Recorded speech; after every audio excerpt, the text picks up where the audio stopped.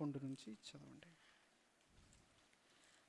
పడిపోయిన దావీదు గుడారమును ఆ దినమున నేను లేవనెత్తి దాని గోడను బాగుచేసి దాని పోయిన చోట్లను బాగుచేసి ఎదోము శేషమును నా నామము ధరించిన అన్యజనులందరినీ నా జనులు స్వతంత్రించుకున్నట్లు పూర్వపు రీతిగా దానిని మరలా కట్టుదును.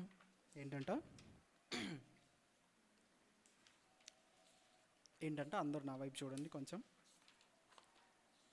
ఏం చదివాం మనం?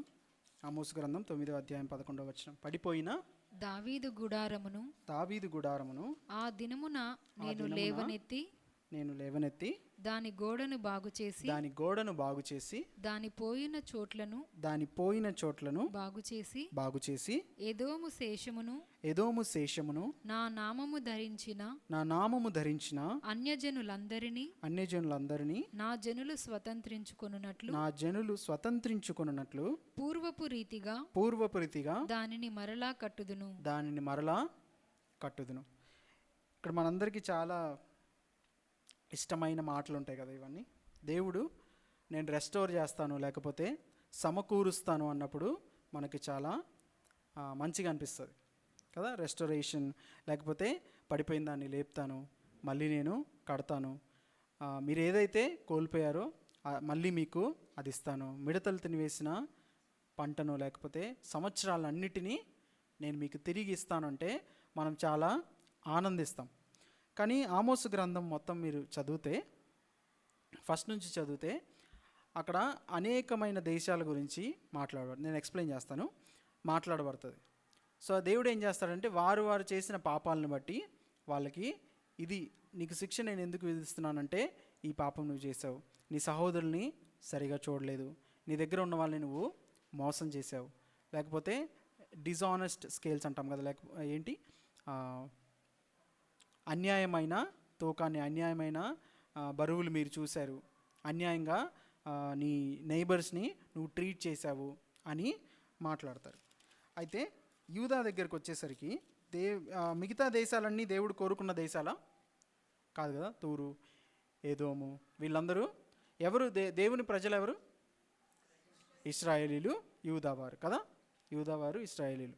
మిగిలిన దేశాలన్నిటికీ మీరు చదివితే, తర్వాత చదువుకోండి, మిగిలిన దేశాలన్నిటికీ ఆయన ఇచ్చే జస్టిస్, లేకపోతే నేను ఎందుకు మీకు శిక్షిస్తున్నాను, మిమ్మల్ని శిక్షిస్తున్నాను అనేదానికి ఆయన ఇచ్చే కారణం ఏంటంటే మీరు న్యాయాన్ని పాటించలేదు, మీరు మీ సహోదరుల్ని సరిగ్గా చూడలేదు, మీ నైబర్స్ని సరిగ్గా చూడలేదు, ఏదైతే మంచిది కాదో అది మాత్రమే చేశారంటారు. కానీ యూదా దగ్గరకు వచ్చేసరికి 2వ అధ్యాయం చదువుదాం ఒకసారి.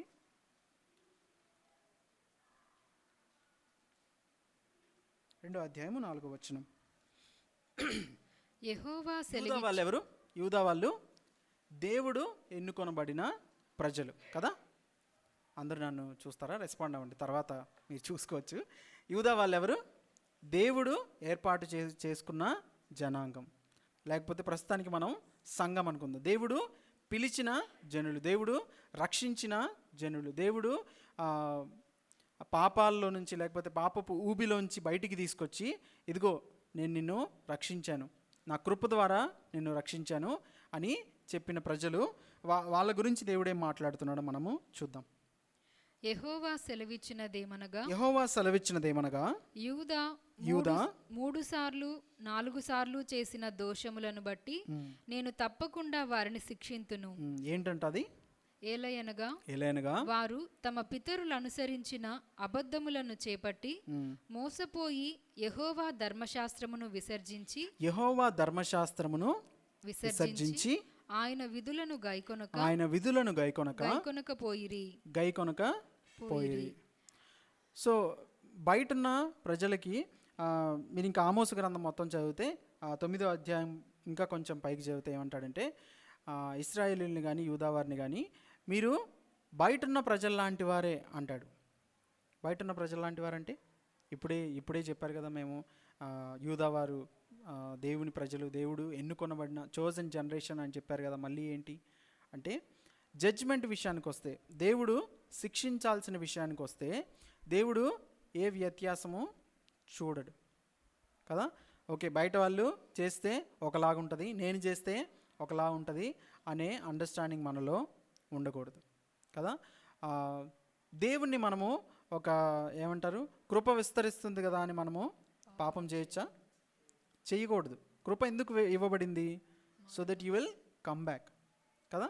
దేవుడు మనం వెనక్కి తిరిగి రావడానికి ఒక అవకాశాన్ని కల్పిస్తూ కృపను చూపించారు. కానీ పాపం ఎక్కడ విస్తరిస్తుందో కృప విస్తరిస్తుంది కాబట్టి నేను పాపం చేసుకుంటూ వెళ్తానంటే దేవుడు ఏమంటాడంటే, నీకు బయట వాళ్ళకి ఏమీ తేడా ఉండదు. బయట వాళ్ళని తప్పు చేస్తే నేను ఎలా శిక్షిస్తానో, తప్పు చేస్తే ఎలా నేను వారిని దండిస్తానో మీకు కూడా అలానే ఉంటుంది.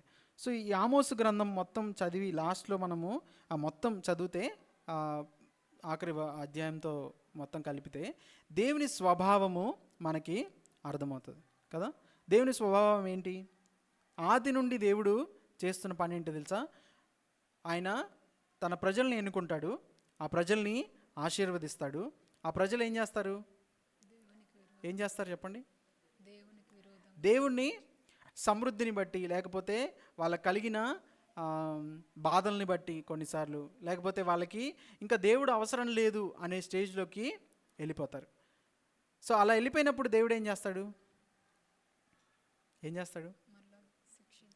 శిక్షిస్తాడా లేదా? మిమ్మల్ని శిక్షిస్తారన్నట్టు ఆన్సర్ చెప్పట్లేదు నాకు. దేవుడు ఏం చేస్తాడు? ఖచ్చితంగా మీరు ఆది నుండి చూడండి, యాకోబు తన అన్నని మోసం చేసి పారిపోతున్నాడు. అప్పుడు దేవుడు ఏం చేశాడు? నేను నీతో పాటు ఉన్నాను అన్నాడు. అలాని శిక్షించడం మానేశాడా? మానేయలేదు. ఇంకా చెప్పండి. దావీదుని శిక్షించాడు. యోనా ఇంకా వెనక్కి పరిగెత్తాడు కదా. వెనక్కి పరిగెత్తే దేవుడు ఏం చేశాడు? ఆల్మోస్ట్ చంపేశాడు. చేప గడుపులో వెళ్ళడం అంటే ఏంటి? చనిపోయి తిరిగి లేచి. అందుకే యోనాని యేసుక్రీస్తు వారితో పోలుస్తారు. ఏంటి? చనిపోయి మళ్ళీ తిరిగి లేపాడు కదా.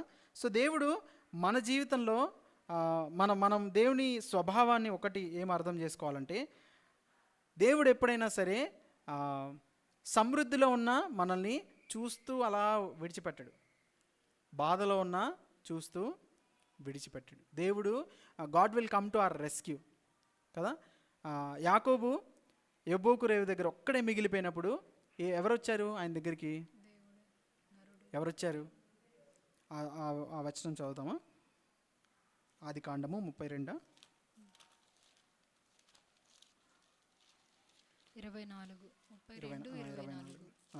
32:24.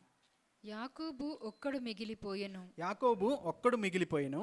ఒక నరుడు తెల్లవారు వరకు అతనితో పెనుగులాడెను. తాను అతని గెలవకుండుట. ఈ వచనం మనం చాలా ఇంపార్టెంట్గా నేర్చుకోవాలి. ఏంటంట? ఒక నరుడు తెల్లవారు వరకు అతనితో పెనుగులాడు. పెనుగులాట ఎవరు స్టార్ట్ చేశారు? యాకోబు స్టార్ట్ చేశాడా? యాకోబు దిక్కులేక ఇప్పుడు నా అన్న చంపేస్తాడు నన్ను అని అందరినీ పంపించేసి ఒక్కడే మిగిలిపోయాడు. అప్పుడు ఎవరు వచ్చారు? దేవుడు వచ్చారు. గిద్యోను కూడా ఏం చేశాడు? శత్రువులకి, ఫిలిస్తీయులకు భయపడి గోధుమలు దొల్లగొట్టుకుంటున్నాడు చెట్టు కింద, లేకపోతే ఆ చాటున. అప్పుడు ఎవరు వచ్చారు? గిద్యోను రెస్పాన్స్ ఏంటప్పుడు? దేవుడు ఉంటే మా పరిస్థితి ఇలా ఎందుకు ఉంటుంది, దేవుడు కనుక ఉంటే మా పరిస్థితి ఇలా ఎందుకు ఉంటుంది. కానీ దేవుడు అనొచ్చు కదా, మీరు చేసిన పాపాలను బట్టి, మీరు చేసిన దుష్క్రియలను బట్టి, మీరు విడిచిపెట్టిన దేవుణ్ణి బట్టి, లేకపోతే నన్ను విడిచిపెట్టిన దాన్ని బట్టి, మీరు విగ్రహాలని కొలిచిన విధానంను బట్టి నేను ఈ శిక్ష మీకు అనుమతించానని చెప్పుండొచ్చు. కానీ దేవుడు ఆ శిక్ష మొత్తం విధించాడు. అవన్నీ జరిగాయి. కానీ దేవుడు ఏం చేస్తాడంటే మనల్ని అలా విడిచిపెట్టే దేవుడు కాదు. గిద్యోను ఏమనుకున్నాడు? అట్లీస్ట్ ఎవరూ రావట్లేదు, అట్లీస్ట్ నేనన్నా కొంచెము ఆహారాన్ని సిద్ధపరచుకుంటాను అనుకున్నాడు. కానీ ఆయన ఎలా దేవుడు తీర్చిదిద్దాడు? అనేక మందికి ఆహారాన్ని పంచిపెట్టేవాడిగా తీర్చిదిద్దాడు కదా. సో మన జీవితంలో దేవుని మనం ఎలా అర్థం చేసుకోవాలంటే, ఎప్పుడు దేవుడు ఆశీర్వదిస్తాడు, లేకపోతే ఎప్పుడు నన్ను సుఖంగా చూసుకుంటాడు, ఎప్పుడు నాకు కష్టాలే రావు, లేకపోతే బాధలే రావు, నాకు టెస్ట్లు ఉండవు అనే మనం ఆలోచనలో చాలాసార్లు మనము వెళ్ళిపోతాం. వెళ్ళకపోయినా చాలాసార్లు ఏమవుతుందంటే వెక్స్ అయిపోతాం కదా, వెక్స్ అయిపోతాం. యోబు ఫస్ట్ 2 అధ్యాయాలు మీరు చూస్తే యోబు ఏ పాపం చేయలేదని దేవుడే సాక్ష్యం ఇస్తాడు. అవునా, మాటతో కూడా పాపం చేయలేదు, వాళ్ళ భార్యని గద్దించడంలో కూడా పాపం చేయలేదంట. మిగిలిన అధ్యాయాలన్నిటిని మీరు చూస్తే నేనే నీతిమంతుడు, నేను అందరికీ తీర్పు తీర్చేవాడిని, నాకు ఇలా అయిపోయింది, నేను అసలు పుట్టకపోయి ఉంటే బాగుండేది, నేను అసలు నన్ను కన్నప్పుడు ఎందుకు నన్ను చంపేయలేదు అంటే ఇండైరెక్ట్గా ఏమంటున్నాడు, దేవుడు నన్ను ఎందుకు పుట్టించాడు అని. చివరికి వస్తే దేవుడు నువ్వు నించో, నేను అడిగిన ప్రశ్నలకి సమాధానం చెప్పు అంటాడు. సో దేవుడు చాలాసార్లు ఏం చేస్తారంటే మనల్ని ఆశీర్వదించడానికి, లేకపోతే మనల్ని అభివృద్ధి పొందించడానికి, లేకపోతే ఆగిపోయిన మన జీవితాన్ని ముందుకి నడిపించడానికి చాలాసార్లు కష్టాన్ని అలో చేస్తారు. అలానే ఇప్పుడు కష్టంలో ఉన్నాం, లేకపోతే మనకేమీ జరగట్లేదు, ఒక కామ్ పీరియడ్ ఉంది కాబట్టి దేవుడు నా జీవితంలో లేడు, దేవుడు నన్ను విడిచిపెట్టాడు అనేది కాదు. దేవుడు ఎప్పుడు ఎవరిని విడిచిపెట్టాడు కదా. నువ్వు సుఖంలో ఉన్నా సరే దేవుడు ఖచ్చితంగా వచ్చి ఏంటి సుఖంగా బతికేస్తున్నావా, నన్ను మర్చిపోయావా అంటాడు. నిజంగా అంటాడు, నిజంగా అంటాడు. బాధలో ఉన్నప్పుడు ఆయన ఆదరిస్తాడు మనల్ని. ఆయన ఎప్పుడు విడిచిపెట్టే దేవుడు కాదు. ఏముందిలే, దేవుడు నా జీవితంలో ఉన్నాడో లేదో అన్నట్టు నా జీవితం ఉంది అని మనం అనుకోవచ్చు, కానీ మనకి ఆయన కనబడకపోవచ్చు, కానీ ఆయన మనల్ని తన అరచేతిలో చెక్కుకున్నాడంట. తన అరచేతిలో చెక్కుకుంటే ఎప్పుడు మనం ఆయన కళ్ళ ముందే ఉంటాం కదా. మనం సుఖంగా ఉన్న కళ్ళ ముందు ఉంటాం, బాధలో ఉన్న కళ్ళ ముందే ఉంటాం కదా. ఆయన ఆలోచనలు మన పట్ల ఎలా ఉంటాయంటే, దాని ముందు ఒక మాట నేను మీకు చూపిస్తాను. అదే ఆమోసు గ్రంథము 9వ అధ్యాయము. దేవుని మాటలు మనం ఎప్పుడు ఎలా చదువుకుంటాం, దీన్ని బట్టి మనకు అర్థమవుతుంది.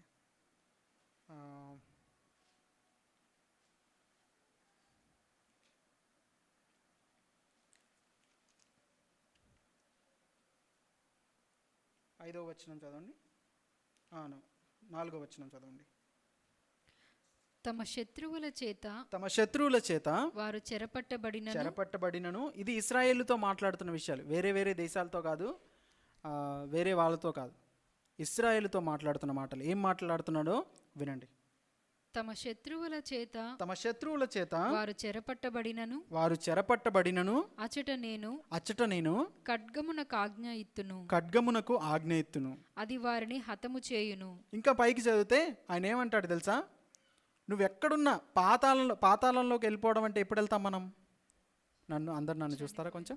పాతాళంలోకి ఎప్పుడు వెళ్తాం?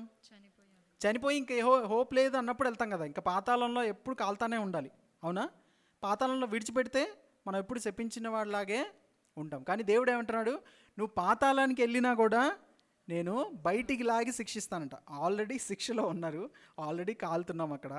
దేవుడు ఏమంటున్నాడు, నా కోపం ఎట్లుందంటే నువ్వు పాతాళంలో ఉన్నా కూడా నేను బయటికి తీస్తాను. నువ్వు శత్రువులు చెరలో ఉన్నా కూడా, శత్రువు చెరలో మంచిగా భోజనాలు పెట్టి కూర్చోబెడతారా? జైల్లో ఎక్కడో కూర్చోబెడతారు, అవునా? కష్టాల్లో ఉంటాం. ఆ కష్టాల్లో కూడా దేవుడు ఏమంటున్నాడు, నువ్వు శత్రువు చెరలో ఉన్నా నేను బయటికి లాగి నిన్ను శిక్షిస్తాను అంటున్నాడు. చదవండి.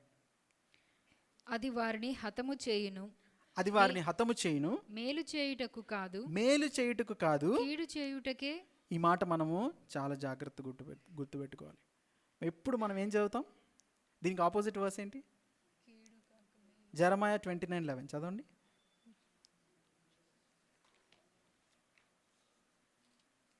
ఇర్మియా గ్రంథము 29వ అధ్యాయము 11వ వచనం. నేను మిమ్మును గూర్చి ఉద్దేశించిన సంగతులు నేను ఎరుగుదును. రాబోవు కాలమందు మీకు నిరీక్షణ కలుగునట్లుగా అవి సమాధానకరమైన ఉద్దేశములే గాని హానికరమైనవి కావంట. ఇంగ్లీష్లో ఏముంటుంది? That is all for good, not to harm you అని ఉంటుంది. కానీ దేవుడు ఇక్కడ ఏం మాట్లాడుతున్నాడు, నా దృష్టిని నేను ఎలా పెడతానంటున్నాడు? మేలు చేయుటకు మేలు చేయుటకు కాదు కానీ కీడు చేయుటకే నా దృష్టి వారి మీద నా దృష్టి వారి మీద నిలుపుదును అంటున్నాడు. ఎప్పుడు మనకి దేవుడు నా పట్ల ఉద్దేశాలు ఉంటాయి, నా పట్ల మన పట్ల ఉద్దేశాలు చాలా ఉంటాయి, మేలు కొరకు ఉద్దేశాలు చాలా ఉంటాయి. దావీదుని అడిగితే ఆయన ఏం చెప్తాడు? నీవు నా పట్ల కలిగిన ఉద్దేశములు నేను లెక్కింప సఖ్యము కానివి, అవి లెక్కించడానికి నేను పూనుకుంటే అవి ఇసుక రేణువుల కంటే ఎక్కువగా ఉన్నాయంట. దేవుని మంచి ఉద్దేశాలు మన పట్ల ఉంటాయి. అట్ ద సేమ్ టైం మనము తప్పిపోయినప్పుడు దేవుడు ఏం చేస్తాడు? ఆయన కీడు కలిగించడానికి, అంటే ఇంటెన్షనల్గా దేవుడు కీడు చేయడు, కానీ మన పరిస్థితిని బట్టి దేవుడు మనల్ని ఆ కీడులోనికి అనుమతిస్తాడు. అవునా? ఎవరికైనా జ్వరం వచ్చిందనుకోండి, ఫీవర్, టైఫాయిడ్ ఫీవర్, ఖచ్చితంగా వాళ్ళకి ఇంజెక్షన్ చేయాలి. ఇంజెక్షన్ నొప్పేస్తుందా లేదా? ఇంజెక్షన్ చేయకపోతే ఏమవుతుంది? సో ఇప్పుడు డాక్టర్ మంచి చేశాడా చెడు చేశాడా? చిన్న పిల్లాన్ని అడిగితే డాక్టర్ మంచి చేశాడని చెప్తాడా? నన్ను పొడిచాడు, అసలు ఆయనకి జ్ఞానం లేదు, బుద్ధి లేదు అంటారు కదా. కానీ ఎందుకు ఆ ఇంజెక్షన్ చేసింది? లేకపోతే ఒక ట్యూమర్ ఉందనుకోండి, దాన్ని సర్జరీ చేసి తీయాలి, కట్ చేయాలా? నొప్పి వస్తుందా? బాధ ఉంటుందా? కొన్ని రోజులు హీల్ అవ్వాలా? ఆ ట్యూమర్ తీయకపోతే ఏమవుతుంది? మనిషి మొత్తం చచ్చిపోతాడు. అవునా? So God will always allow a smaller, ఒక తక్కువైనా లేకపోతే కొంచెము దేవుడు శ్రమ పెట్టి పెద్ద అపాయాన్ని మన జీవితంలోంచి ఎప్పుడూ తప్పిస్తాడు. అది మనము గుర్తుపెట్టుకోవాలి. ఎందుకు నా జీవితంలో దేవుడు కదలట్లేదు, లేకపోతే ఎందుకు నా జీవితంలో అన్ని బాధలే కనబడుతున్నాయి, ఇన్ని వాగ్దానాలు ఉన్నాయి కదా, పడిపోయిన దావీదు గుడారాన్ని నేను లేపుతానంటున్నాడు కదా, అన్ని మంచి ఉద్దేశాలు కలిగి ఉన్నాను అన్నాడు కదా, ఇదేంటి? ఇంకా మనకి ఇచ్చిన మాటలన్నీ మనము గుర్తు చేసుకుంటూ ఉంటాం, కానీ నెరవేరకపోవడం ద్వారా మనకేమవుతుంది? నిరాశ, నిస్పృహ కలుగుతుంది కదా. ఒక మాట ఉంటుంది, ఏంటి? ఈ వాగ్దానాన్ని లేకపోతే ఈ వాగ్దానాన్ని మనం స్వతంత్రించుకోవడానికి కొంచెము ఓరిమి అవసరమైనదని. ఎక్కడది? కొరింథీయులకు ఒక నిమిషం, సరే అది తర్వాత చదువుదాం. యెషయా గ్రంథంలోకి వెళ్దాం. యెషయా గ్రంథము 55వ అధ్యాయము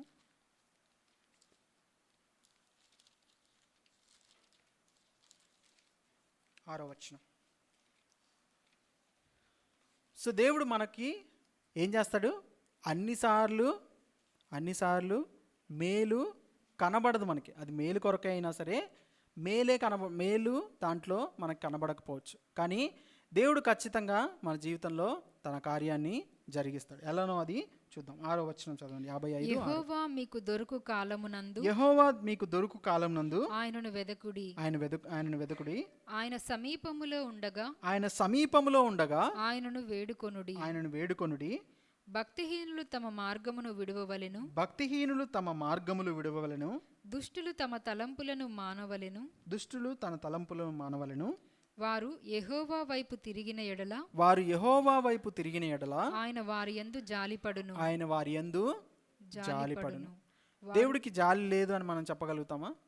ఎన్నో కష్టాలు ఒక్కొక్కరి జీవితాలు ఇప్పుడు తీస్తే కష్టాలు చెప్పండి అంటే ఇంత చాట భారతంలాగా వెళ్ళిపోతుంది కదా. చాలా చెప్తాం, ఇంత పడ్డాను నేను, ఇంత చేశాను అని చెప్తాం, కానీ అన్నిట్లోంచి దేవుడు తప్పించాడు అనే విషయాన్ని మనము చాలాసార్లు మర్చిపోతాం.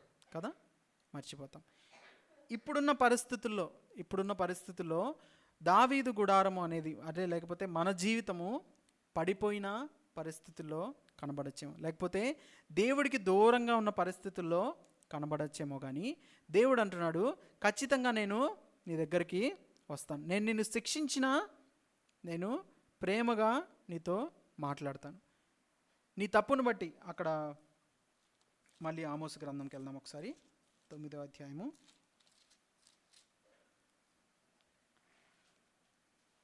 8వ వచనం చదవండి. ప్రభువైన యెహోవా కన్ను ఈ పాపిష్టి రాజ్యము మీదనున్నది, దానిని భూమి మీద ఉండకుండా నాశనము చేతును. ఏమంటున్నాడు? మొత్తాన్ని నాశనం చేస్తాను, అసలు నాకు నచ్చట్లేదు అన్నట్టు మాట్లాడుతున్నారు. కానీ తర్వాత మాట చదవండి. అయితే యాకోబు సంతతి వారిని యాకోబు సంతతి వారిని సర్వనాశము చేయక సర్వనాశనము చేయక విడిచిపెట్టుదును. ఇదే యెహోవా వాక్కు. యాకోబు మీద దేవుడికి ఎంత ప్రేమ అంటే మీరు అనేక మార్లు ఈ మాట చదువుతారు. అయితే యాకోబు, నేను నిన్ను శిక్షకు పాత్రుడిగా చేయకుండా మొత్తం విడిచిపెట్టాను, కానీ శిక్షిస్తాను, కానీ నీ ప్రాణాన్ని నేను రక్షిస్తాను, శిక్షించి నిన్ను మంచి మార్గంలో నడిపిస్తాను. యాకోబు ఎందుకు అన్ని కష్టాలు పడాలి? 20 సంవత్సరాలు తన మామ చేత ఎందుకు తృణీకరింపబడాలి? తర్వాత భయంగా ఎందుకు బతకాలి? తన కొడుకుని కోల్పోయి ఎందుకు బాధలో అన్ని సంవత్సరాలు గడపాలి? కానీ దేవుడు విడిచిపెట్టాడా యాకోబుని? దేవుడు విడిచిపెట్టాడా? విడిచిపెట్టలేదు. సో మన జీవితంలో కూడా దేవుడు మనల్ని విడిచిపెట్టేవాడు కాదు. విడిచిపెట్టడంలో రెండు మనము గుర్తుపెట్టుకోవాలి. విడిచిపెట్టకపోవడం అంటే ఎప్పుడు తోడయుండి మంచి చేస్తాడు, మంచే మనకు కనబడుతుంది అని కాదు. మనల్ని దేవుడు ఖచ్చితంగా శిక్షకి పాత్రులుగా చేస్తాడు. అది మంచిదే, అది మంచిదే. ఏంటి శిక్ష గురించి మాట్లాడుతున్నా పొద్దున్న ఆదివారం అనుకోకండి. కానీ దేవుని స్వభావాన్ని మనము అర్థం చేసుకోవాలి. దేవుడు శిక్షిస్తాడు, కానీ మనల్ని అలా విడిచిపెట్టాడు. మనము దూరంగా వెళ్తున్నా కూడా తప్పిపోయిన కుమారుడు దూరంగా ఉన్నప్పుడు తండ్రి ఏం చేస్తున్నాడు? ఎదురు చూస్తున్నాడు కదా, ఎదురు చూస్తున్నాడు. సో దేవుడు కూడా మనల్ని ఊరికే యాకోబు దగ్గరికి ఏ విధంగా వచ్చాడో మన దగ్గరికి ఆయన వస్తాడు. గిద్యోని దగ్గరికి ఇశ్రాయేలుల్ని ఎలా రక్షించడానికి వచ్చాడో మన దగ్గరికి కూడా ఖచ్చితంగా వస్తాడు కదా. యెషయా గ్రంథము 41:10 ఒకసారి చదువుదాం.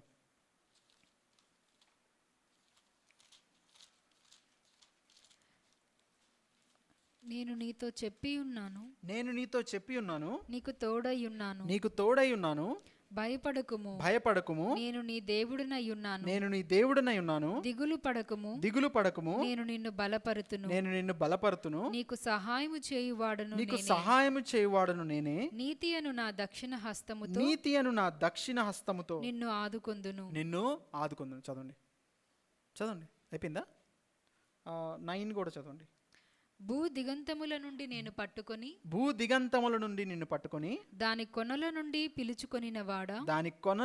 పిలుచుకొనినవాడా, నీవు నా దాసుడవని నేను నిన్ను ఉపేక్షింపక ఏర్పరచుకొంటిననియు. ఉపేక్షింపక అనే వర్డ్ మనము గుర్తుపెట్టుకోవాలి. ఉపేక్షించడం అంటే రిజెక్ట్ చేయడం. లేకపోతే ఇంకా నువ్వు తల్లిదండ్రులు పిల్లలు ఏమన్నా పెద్ద తప్పు చేస్తా అంటారు కదా, నువ్వు నా కొడుకువే కాదు, నువ్వు నా కూతురువే కాదంటారు కదా. దేవుడు ఎప్పుడు అలాంటి మాటలు మాట్లాడు. తప్పు చేస్తే శిక్షిస్తాడేమో, కానీ దేవుడు మనల్ని రిసీవ్ చేసుకుంటాడు. అలాని శిక్ష లేదా అంటే ఖచ్చితంగా ఉంటుంది. కొన్ని సంవత్సరాలు లేకపోతే కొన్ని దినాలు, కొన్నిసార్లు మనము ఆయన సరిదిద్దడాన్ని మనము యాక్సెప్ట్ చేయాల్సి ఉంటుంది. హీబ్రూ 11లో ఉంటుంది కదా, తండ్రి తన కుమారుని ఎందుకు ఏం చేస్తాడంట? చదువుదాం ఆ మాట. హెబ్రీయులకు రాసిన పత్రిక 12వ అధ్యాయం చదవండి. 7వ వచనం. శిక్షాఫలము పొందుటకై మీరు సహించుచున్నారు, దేవుడు కుమారులనుగా మిమ్మును చూచుచున్నాడు. తండ్రి శిక్షింపని కుమారుడెవడు? కుమారులైన వారందరూ శిక్షలో పాలు పొందుచున్నారు. మీరు పొందని ఎడల దుర్బీజులే కాని కుమారులు కారు. కుమారులు ఏం చేస్తారంట? శిక్షని యాక్సెప్ట్ చేస్తారంట. మనము దేవుడు మనల్ని కష్ట సమయాల్లో నడిపిస్తున్నప్పుడు ఆయన ఏమంటాడు? దావీదు ఏమంటాడు? గాఢాంధకారంలో నేను నడిచిన ఏ అపాయము నాకు రాదు, ఆయన నాకు తోడై ఉంటాడంట. ఆయన మనతో పాటు నడుస్తాడు. అలాని శిక్షని కొన్నిసార్లు తీసివేయడు. ఎందుకు? మనము అది అనుభవిస్తే ఇంకా మనము ఒక పరిపక్వత చెందిన విశ్వాసిగా, లేకపోతే ఒక కుమారుడుగా కుమార్తెగా మనము మారుతాం. సో ఇది ఎలా వచ్చిందంటే, చాలాసార్లు ఏమవుతుందంటే మనము తల్లిదండ్రులైనా మనుషులైనా ఎప్పుడు నన్ను వీళ్ళు శిక్షిస్తున్నారు, లేకపోతే ఎప్పుడు నన్ను గద్దిస్తారు అనే బిట్టర్నెస్లోకి మనము చేదు అనుభవంలోకి వెళ్తాం కదా. కానీ దేవుడు ఏమంటున్నాడు, దేవుని విషయాల్లో మనం అది గుర్తుపెట్టుకోవాలి. కొన్ని సంవత్సరాలు లేకపోతే కొన్ని రోజులు దేవుడు మనల్ని కష్టాల గుండా వెళ్ళమని చెప్తున్నప్పుడు మనం అందరం నమ్ముతాం కదా, మనం ఎక్కడున్నామో ఆయన చిత్తం వల్ల ఉన్నామని నమ్ముతామా లేదా? మనమే వచ్చామా ఇక్కడికి, ఈ భూమి మీదకి? మీరు ఈరోజు నేను ఈ గడియలో పుట్టాలనుకున్నారా? లేదు కదా, లేదు. మనం ఎక్కడ ఉండాలో, ఏ సంఘంలో ఉండాలో, ఎక్కడ మనము తీర్చిదిద్దబడాలో దేవుడు నిర్ణయించాడు, అవునా? సో యోబు అన్నట్టు దేవుడి నుంచి మనము మేలునే యాక్సెప్ట్ చేస్తామా, కీడుని యాక్సెప్ట్ చెయ్యమా? మనము ఆ ప్రశ్న మనల్ని మనము అడగాలి. దేవుడు మేలు చేయడం అంటే ఖచ్చితంగా చేస్తాడు, కానీ ఇప్పుడున్న పరిస్థితి కీడులాగా కనిపించచ్చేమో, ఇప్పుడున్న పరిస్థితి శూన్యంగా కనిపించచ్చేమో. మళ్ళీ వెళ్దాం, యెషయా గ్రంథం 55 కింద చదవండి. 55:6 చదవందాక దాని కింద చదవ. భక్తిహీనులు తమ మార్గమును విడువవలెను, దుష్టులు తమ తలంపులను మానవలెను. నా తలంపులు మీ తలంపుల వంటివి, నా తలంపులు మీ తలంపుల వంటివి కావు. కావు అంటే ఏంటి? నా ఆలోచనలు మీ ఆలోచనల వంటివి కావని దేవుడు చెప్తున్నాడు కదా. దేవుడు శిక్షించినంత మాత్రాన మనకేం కనపడుతుంది? ఇంకా మొత్తం శిక్షలోనే, లేకపోతే నా జీవితం నాశనం అయిపోతుంది, ఇంకా దీంట్లోంచి నేను బయటికి రాలేను అనే ఆలోచనలు మన మైండ్లోకి వస్తాయి. కానీ దేవుడు ఏమంటున్నాడు, నా ఆలోచనలు నీ ఆలోచనల వంటివి కావు. నువ్వేదైతే ఆలోచిస్తున్నావో, ఏదైతే నా జీవితం ఇంక అయిపోయింది, లేకపోతే నేను ఆగిపోయాను, దేవుడు నన్ను పట్టించుకోవట్లేదు, నన్ను చూడట్లేదు అని నువ్వు అనుకుంటున్నామేమో, కానీ దేవుడు అంటాడు, నీ ఆలోచనలు నా ఆలోచనల వంటివి కావు, మీ త్రోవలు నీ త్రోవలు నా త్రోవల వంటివి నా కావు. త్రోవల వంటివి కావు. ఇదే యెహోవా వాక్కు. ఇదే యెహోవా వాక్కు. ఆకాశములు ఆకాశములు భూమికి పైన ఎంత ఎత్తుగా ఉన్నవో మీ మార్గముల కంటే నా మార్గములు, మీ తలంపుల కంటే నా తలంపులు అంత ఎత్తుగా ఉన్నాయంట. సో ఎప్పుడు మనం గుర్తుపెట్టుకోవాలి, మనం తలచింది జరగలేదు, లేకపోతే మనం అనుకున్నది జరగలేదంటే ఎప్పుడు ఈ మాట చెప్తుంటారు కదా, సంథింగ్ గ్రేటర్ ఈజ్ కమింగ్, లేకపోతే సంథింగ్ గ్రేటర్ ఈజ్ హ్యాపెనింగ్. దేవుడు మన జీవితంలో ఇంకా గొప్ప విషయాన్ని ఏదో దాచిపెట్టాడు, ఇది జరగట్లేదు, ఇది ముందుకెళ్ళట్లేదు, లేకపోతే నాకున్న వాగ్దానాలు ఏమీ నెరవేరట్లేదు, అది కూడా చూద్దాం అనుకుంటే దేవుడు అంటాడు, దేవుని వాగ్దానము ఎంతగా దేవుడు మనల్ని ఆ శిక్షలోకి, లేకపోతే ఆ శిక్షణలో, ఆ ట్రైనింగ్లోకి తీసుకెళ్తాడో అప్పుడు చాలా మంచిగా ఫలిస్తుందంట. అర్థమవుతుందా? యోసేపు జీవితాన్ని మనం తీసుకుంటే ఆయనకి వచ్చిన దర్శనము, వాగ్దానం ఏంటి? నువ్వు రాజు అవుతావు, లేకపోతే నీ తల్లిదండ్రులు, నీ సహోదరులు అందరూ నీకు సాగిల పడతారు. ఎన్ని సంవత్సరాలు పట్టింది? 13 ఇయర్స్ పట్టింది కదా. 13 ఇయర్స్లో ఎంత పరిపక్వత చెందాడో తెలుసా? ఎంత పరిపక్వత చెందాడంటే దాని తర్వాత యోసేపుకి అది జరిగిన 1 సంవత్సరం తర్వాత కనుక దేవుడు కనుక రాజు చేసుంటే మేబీ వాళ్ళ అన్నల్ని యాక్సెప్ట్ చేసి ఉండకపోవచ్చేమో. సో దేవుడు మొత్తం ఆ 13 సంవత్సరాలు తనని ట్రైన్ చేశాడు. మనుషులు అన్యాయం చేసినప్పుడు, వాళ్ళ అన్నలు ఆల్రెడీ అన్యాయం చేశారు, పానదాయకుడు, ఇంకెవరు, భక్షకారుడు, వాళ్ళు అన్యాయం చేశారు, వాళ్ళని చూశాడు. చాలా నీతిమంతులుగా, లేకపోతే చాలా నిష్టగా, లేకపోతే మంచిగా పనిచేస్తున్న ఇంట్లో ఆమె ఆయన్ని దూషణ పాలు చేసింది, జైలు పాలు చేశారు. ఇన్ని చూస్తూ ఆయన ఏం అర్థం చేసుకున్నాడంటే, ఇవన్నీ the part of my growth, నన్ను దేవుడు మలచడానికి, లేకపోతే నన్ను యోగ్యుడిగా చేయడానికి దేవుడు అనుమతించిన విషయాలు. వాగ్దానం నెరవేరిందా లేదా? కానీ 13 సంవత్సరాలకు వాగ్దానం కోసం వెయిట్ చేయడం అంటే ఎంత కష్టమైన పని ఆలోచిద్దాం. మనకు 6 నెలలు, సంవత్సరమే చాలా కష్టం అనిపిస్తుంది కదా. సో దేవుడు అంటున్నాడు, దేవుని మాట గురించిన ఒక దేవుడు మాట్లాడుతున్నాడు. చూద్దాం, 10వ వచనం చదవండి. వర్షమును హిమమును ఆకాశము నుండి వచ్చి అక్కడికి ఏలాగు మరలక భూమిని తడిపి విత్తువానికి విత్తనమును భుజించువానికి ఆహారమును కలుగుటకై అది చిగిర్చి వర్ధిల్లునట్లు చేయును, అలాగే నా నోట నుండి వచ్చు వచనమును ఉండును. దేవుని లాస్ ఆఫ్ ది యూనివర్స్ తెలుసా మీకు? తెలుగులో ఏమంటారు దాన్ని? న్యూటన్స్ లా ఆఫ్ గ్రావిటీ ఏంటి? న్యూటన్స్ లా ఆఫ్ గ్రావిటీ ఏంటి? ఏదైనా పైకి వెళ్తే ఖచ్చితంగా అది కిందకి రావాల్సిందే కదా. అది యూనివర్సల్ లా. ఎందుకంటే దేవుడు భూమిని అలా సృష్టించాడు. అవునా? సృష్టించాడు. అది ఖచ్చితంగా కిందకి రావాల్సిందే. దేవుని లా ఏంటో తెలుసా? దేవుని మాట కనుక బయటకు వస్తే అది ఖచ్చితంగా, అది ఏదైతే దేనికోసమైతే చెప్పబడిందో, వర్షము ఏ విధంగా, చదవండి అది. వర్షమును హిమమును ఆకాశము నుండి వచ్చి అక్కడికి ఏలాగు మరలక, అలా అక్కడికి ఎలాగూ మరలక. ఎప్పుడైనా చూసారా మీరు వర్షం అలా వచ్చి అలా వెళ్ళడం చూసారా? నీళ్ళు ఇలా వచ్చి ఇలా వెళ్ళడం చూసారా? మంచు ఇలా వచ్చి అలా వెళ్ళడం చూసారా? ఎప్పుడు జరగదు. అది సృష్టి ధర్మం, లేకపోతే దేవుడు పెట్టిన ఒక నియమం. అది ఖచ్చితంగా వర్షం కిందకు వచ్చిందంటే ఖచ్చితంగా అది నేలని తడపాల్సిందే. మంచు కిందకు వచ్చిందంటే మొక్కల్ని తడపాల్సిందే. అది ఏమిస్తుందంట? భూమిని తడిపి విత్తువానికి విత్తనమును భుజించువానికి ఆహారమును కలుగుటకై. ఇది చాలా ఇంపార్టెంట్. దేవుడు నాతో మాట్లాడిన మాట. ఏమిస్తుందంట అది? విత్తువానికి విత్తనం, ఇంకా భుజించువానికి ఆహారం. సో దేవుని వాక్యము వర్షము హిమములాగా మనలో ఉంటుందంట. ఇది అర్థమైంది కదా.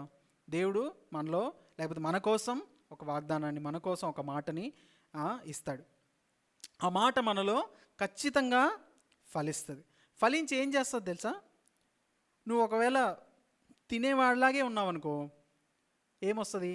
ఆహారం మాత్రమే కనబడుతుంది. ఆ వాగ్దానంలో నిన్ను నువ్వు తృప్తిపరచుకోవడానికి ఆహారం మాత్రమే కనబడుతుంది. లేకపోతే నిన్ను నువ్వు మంచిగా చేసుకోవడానికి, లేకపోతే నువ్వు దాన్ని అనుభవించడానికి మాత్రమే అది సరిపోతుంది. ఒకవేళ నీకు విత్తాలనే ఆలోచన ఉందనుకో, ఏమొస్తుందంట? విత్తనం వస్తుందంట. అవునా? సో దేవుని వాక్యాన్ని మనము ఎలా రిసీవ్ చేసుకుంటున్నాం అనేది చాలా ఇంపార్టెంట్. ఈ వాగ్దానము నా జీవితంలో నెరవేరాలి, నేను ఆశీర్వదించబడాలి, నా కుటుంబం ఆశీర్వదించబడాలి, నేను మంచిగా అవ్వాలి అనే ఉద్దేశం మనలో ఉంటే అది ఖచ్చితంగా నీలో జరగాల్సిన కార్యం, నీ కుటుంబానికి నీకు జరగాల్సిన ఆశీర్వాదాన్ని ప్రొడ్యూస్ చేస్తుంది. ఒకవేళ నేను పొందుకున్న ఈ వాగ్దానం, చాలామందిని మీరు చూడండి జాబులు మానేసి, లేకపోతే ఈ లోకంలో ఉన్న సుఖభోగాల్ని విడిచిపెట్టి దేవుని వాక్యాన్ని వాళ్ళు ఎలా పొందుకున్నారు తెలుసా? ఒక విత్తనంలాగా పొందుకున్నారు. అవునా? దేవుడు నన్ను పిలిచాడు, నన్ను అభిషేకించాడు. ఇది ఒక విత్తనమై అనేక మందికి ఆశీర్వాదకరంగా మారాలి. హల్లెలూయా. సో దేవుడు చెప్పిన వాగ్దానాన్ని, దేవుడు మన జీవితంలో కలిగిన పిలుపును మనము ఒక విత్తనంలాగా రిసీవ్ చేసుకుంటే, విత్తాలనే ఆలోచన మనలో ఉంటే, దేవా నన్ను ఆశీర్వదించు, నాకు విత్తే అనుభవం లేకపోతే ఆలోచన నాకు దయచేయి. ఖచ్చితంగా అలాంటి ఆలోచన, అలాంటి ప్రార్థన, అలాంటి ఉద్దేశం మనలో ఉంటే దేవుని వాక్యము ఒక విత్తనమై అది అనేక మందికి ఆశీర్వాదకరంగా మారుతుంది. కేవలం చెప్పుకోవడానికి కాదు, కేవలం లేకపోతే నేనే పొందుకున్నాను, నేనే చేశాను, నేను లేకపోతే లేదు అనేది కాదు. కానీ దేవుడు మనల్ని వాడుకుంటాడు. దేవుడు చేసే ఒక విచిత్రమైన పని ఏంటి తెలుసా? దేవుడికి ఎవ్వరు ఏం లేకపోయినా పనులు జరుగుతాయి. కానీ ఆయన ఏం చేస్తాడంటే, ఆయన మనుషులను లాగుతాడు. ఓకే, నేనేదో పని చేయబోతున్నా, నువ్వు జస్ట్ అక్కడ నుంచో, నీకు నా మహిమను నీకు ఇస్తా. మధ్యలో నిలబెడతాడు అంతే. మనం ఏమంటాం? ఇదంతా దేవుని కృప, ఇదంతా దేవుడు నాతో చేయించాడు, ఇదంతా నాకు దేవుడు ఇచ్చాడు అంటాం కదా. సో దేవుడు అలానే మనం ఏం చేయకపోయినా, మనలో ఏ సామర్థ్యం లేకపోయినా ఒక విత్తనము విత్తేవారిలాగా మనం ఉంటే దేవుడు ఖచ్చితంగా ఆ విత్తనాన్ని మన చేతిలో పెడతాడు. నిన్నే మేము మాట్లాడుకున్నాం అదేంటి, తలాంతుల విషయంలో దేవుడు ఒక తలాంతు ఇచ్చిన మనిషి ఏం చేశాడంట, భూమిలో పాతి పెట్టాడంట. కానీ మిగతా వాళ్ళు ఏం చేశారు, అట్లీస్ట్ నువ్వు వడ్డీ కన్నా ఇస్తే, నీకున్న టాలెంట్ని నీకున్న అనుభవాలను ఇంకొకళ్ళకన్నా షేర్ చేస్తే అట్లీస్ట్ ఒకళ్ళకన్నా ఆశీర్వాదకరంగా ఉండేది కదా, ఎందుకు నువ్వు ఇలా చేసావు? సో ఇవాళ నేను చెప్పదలుచుకున్న విషయం ఏంటంటే, దేవుని స్వభావము ఇలా ఉంటుంది. దేవుని స్వభావం కనుక మనం తెలుసుకోకపోతే, ఏ విధంగా అయితే ఒక్క తలాంతుని భూమిలో పెట్టిన వాడు ఏ విధంగా అర్థం చేసుకున్నాడో మనం కూడా అలానే అవుతాం. అమ్మో దేవుడు నన్ను ఏం చేస్తాడో, లేకపోతే దేవుడు నేను అర్హుణ్ణి కాదేమో, లేకపోతే దేవుడు నన్ను పిలవలేదేమో, ఇది ఇచ్చింది దేవుడు మళ్ళీ తిరిగి అడుగుతాడేమో అనే ఉద్దేశం, లేకపోతే భయము గనక ఉంటే మనం ఏమీ చేయలేం. వర్షము మంచు ఏ విధంగా మన మీద పడుతుందో దేవుని వాగ్దానాలు కూడా మన మీద పడతాయి. అది ఓన్లీ న్యూ ఇయర్ వాగ్దానాలే కాదు, దేవుని వాక్యము ఇక్కడి నుంచి బయలుదేరుతున్నప్పుడు మీ క్వైట్ టైంలో దేవుడు మీతో మాట్లాడుతున్న మాటలు కానీ, ఎప్పుడైనా ఎక్కడైనా మీ చెవిలో పడిన మాట అది ఖచ్చితంగా మీకోసం అయితే అది చేయాల్సిన పని చేస్తుందండి. కింద చదువుదాం. అలాగే నా నోట నుండి వచనమును పైనుంచి మళ్ళీ చదివి కొంచెం. వర్షమును హిమమును ఆకాశము నుండి వచ్చి అక్కడికి ఎలాగు మరలక భూమిని తడిపి విత్తువానికి విత్తనమును భుజించువానికి ఆహారమును కలుగుటకై అది చిగిర్చి వర్ధిల్లునట్లు చేయును. అలాగే నా నోట నుండి వచ్చు వచనమును ఉండును. నిష్ఫలముగా దేవుని మాట ఏమవ్వదంట, నిష్ఫలము అవ్వదంట. వర్షం రాగానే నెక్స్ట్ డే అన్ని పూలు మొక్కలు అన్నీ వచ్చేస్తాయా? రావు కదా, అది కొంచెం ప్రాసెస్, టైం పడుతుంది కదా. దేవుడు వాగ్దానం నాకు ఇచ్చేశాడు, ఏంటి అవ్వట్లేదు, రేపు ఇవాళ ప్రాఫెసీ లేకపోతే ఏదో మన జీవితంలో దేవుడు చెప్పగానే రేపటికి అయిపోవాలి, లేకపోతే సంవత్సరానికి అయిపోవాలంటే టైం లైన్ కనుక మనం దేవుడికి పెడితే చాలా కష్టమవుతుంది. ఎందుకు? యోసేపు కనుక రోజు దేవా ఏం చేసావు అనే ఆలోచన అనే మాటలు కనుక దేవుడిని అడుగుంటే మధ్యలోనే ఏదో ఒకటి చేసి ఇచ్చేసి ఉండొచ్చు, కానీ యోసేపు అంతగా ఆశీర్వదించబడేవాడు కాదు. యోసేపుకు ఎలాంటి జ్ఞానం దేవుడిచ్చాడో తెలుసా? ఎప్పుడో జరగబోతున్న 400 సంవత్సరాల తర్వాత జరగబోతున్న మాటని యోసేపు ప్రవచించగలిగాడు. నేను కూడా మీతో వస్తాను, నా ఎముకల్ని మీరు తీసుకెళ్ళండి అనే మాటలు మాట్లాడగలిగాడు. సో మనం ఇన్స్టెంట్గా, లేకపోతే తొందరగా, ఇన్స్టెంట్గా కాకపోయినా ఇన్ని సంవత్సరాలు అయింది బాబు నువ్వు ఇన్స్టెంట్ అంటున్నావు అన్నా కూడా దేవుడికి ఒక టైం ఉంటుంది, ప్రతిదానికి ఒక సమయం కలదని దేవుని వాక్యం సెలవిస్తుంది కదా. సో దేవుని వాక్యం మనలో ఒక వర్షము మంచు ఏ విధంగా భూమి మీద పడి దాని టైం అది తీసుకొని ఫలిస్తుందో ఆ విధంగానే దేవుని వాక్యం ఖచ్చితంగా, ఇది మనము గుర్తుపెట్టుకోవాలి. ఎప్పుడో నా జీవితంలో దేవుడు పలికాడు, అది జరగలేదు అంటే జరుగుతుంది ఖచ్చితంగా. దేవుని మాట అబద్ధము కాదు, నిరర్ధకము కాదు. దేవుడు ఖచ్చితంగా పలికాడంటే అది చేస్తాడంతే. దేవుని వాక్యంలోని ప్రాపర్టీ అంటామా, లేకపోతే లా అంటామా, దేవుడు కనుక ఒక మాట బయటికి విడుదల చేస్తే అది ఖచ్చితంగా ఏమవుతుందంట, చదవండి. నిష్ఫలముగా నా యొద్దకు రాక అది నాకు అనుకూలమైన దాన్ని నెరవేర్చును. నేను పంపిన కార్యమును సఫలము చేయును. సో దేవుని వాగ్దానం ఒక 2-వే కమ్యూనికేషన్ లాగా మనం ఆలోచిస్తే, ఇప్పుడు ఒకరిని పంపామనుకోండి, ఏదన్నా సమాచారం చెప్పిరా అని, ఆయన అక్కడికి వెళ్ళి ఏం చెప్తాడు? తిరిగి వచ్చి నేను అక్కడికి వెళ్ళి ఏం చెప్పకుండా వచ్చేసానంటాడా? ఉండదు అట్లా. సో దేవుని వాగ్దానం కూడా ఆయనకి రిపోర్ట్ చేస్తుందంట. ఎలా రిపోర్ట్ చేస్తుంది తెలుసా? దేవుని వాక్యం ఊరికి అక్కడికి వెళ్ళి ఇక్కడ జేసన్ ఉన్నాడు, సరిగా లేడు, ఓకే నేను వెనక్కి వచ్చాను అన్నదంట. దేవుని వాక్యం రిపోర్ట్ బ్యాక్ ఎలా చేస్తుందంటే, ఆ వ్యక్తి యొక్క మార్పు, ఆ వ్యక్తి యొక్క ఆశీర్వాదమే దేవునికి రిప్లైలో వస్తుంది. దేవుడు ఏ ఉద్దేశంతో ఆ మాటను పలికాడో, ఏ మంచి విషయాలు చేయాలని ఆ మాట పలికాడో, ఏ విషయాన్ని వాళ్ళ జీవితంలో చేయాలని ఆ మాట పలికాడో ఖచ్చితంగా అది నెరవేర్చి మాత్రమే ఆయన యొద్దకి తిరిగి వస్తుందంట.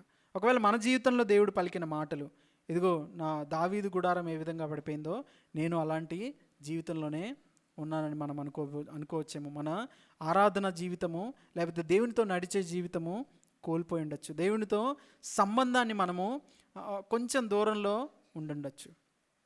సో దేవుడు అంటున్నాడు, ఈ ఆమోస్ ఎవరు తెలుసా?